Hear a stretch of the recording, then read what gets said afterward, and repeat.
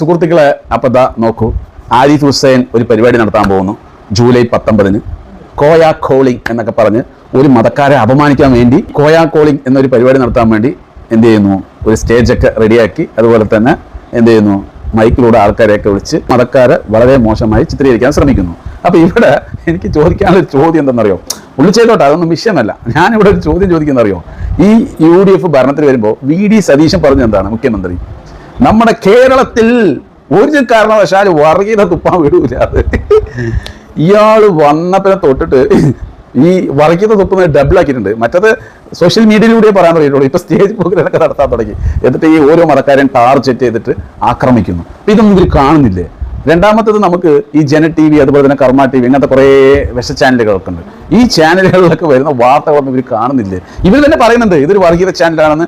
എല്ലാ ഭരണാധികാരികളും പറയുന്നുണ്ട്, പച്ചക്കെന്ന് പറയുന്നത്. പക്ഷെ അത് പൂട്ടാനുള്ള ഒരു നടപടി പോലും എടുക്കുന്നില്ല. ഒന്ന് ആലോചിച്ച് നോക്കി, എത്ര വിചിത്രമായിട്ടുള്ള മനുഷ്യനാണത്. ഈ ഭരണം കിട്ടുമ്പോൾ വന്നിട്ട് 100% പറഞ്ഞതാണ്, ഞാനിവിടെ വർഗീയത കേരളത്തിൽ ഒരു കാരണവശാലും സമ്മതിക്കുക, ഞാൻ പൊട്ടിക്കുന്നു.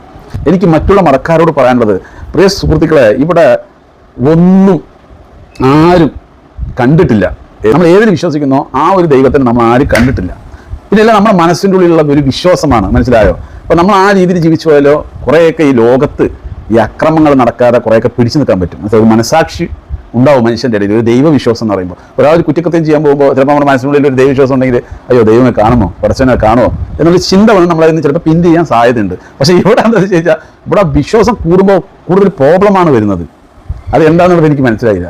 അപ്പോൾ മറ്റുള്ള മതക്കാരെ എടുത്തിട്ട് ഒരു പേജിലിട്ട് അലക്കുമ്പോൾ, ഇപ്പോൾ മുസ്ലിം മതത്തിനടുത്ത് ഒരു പേജിലിട്ട് അലക്കുമ്പോൾ അത് മറ്റുള്ള മതക്കാർ വന്ന് സന്തോഷിക്കുക, അതുപോലെ തന്നെ കമൻറ്റ് അടിക്കുക. എന്നാണ് ഇതിൽ ഇവർക്ക് സുഖം കിട്ടുന്നത് എനിക്ക് മനസ്സിലായില്ല. അത് ചില ആളുകൾ ഈ BJP വിമർശിക്കാൻ വേണ്ടി പല ആളുകളും പേജ് ഉണ്ടാക്കി, മുസ്ലിങ്ങൾ ഒരുപാട് വിമർശിക്കുന്നുണ്ട്. അതൊക്കെ പാർട്ടി ബേസിലാണ്. ഒരിക്കലും എന്താവുന്നു, ഈ മതം വെച്ചിട്ടല്ല അവർ പറയുന്നത്, അവർ പാർട്ടി ബേസിലാണ് പറയുന്നത്. ഇവിടെ പച്ചയ്ക്ക് വന്നിട്ട് മതമാണ് പറയുന്നത്. നിങ്ങൾ പാർട്ടിയിൽ പറഞ്ഞോ, മുസ്ലിം ലീഗിനെ പറഞ്ഞോ കുഴപ്പമില്ല, കോൺഗ്രസിനെ പറഞ്ഞോ കുഴപ്പമില്ല, മാർക്സിനെ പറഞ്ഞോ, അങ്ങനെ ഈ ജമാഅത്ത് ഇസ്ലാമി എന്ന ഒരു സംഘടനയെ പറഞ്ഞോ, ഇതൊക്കെ സംഘടനകളും പാർട്ടികളുമാണ്. മതം എന്ന് പറഞ്ഞു കഴിഞ്ഞാൽ അത് വേറെ, അത് എല്ലാവരെയും ബാധിക്കും. മനസ്സിലായോ?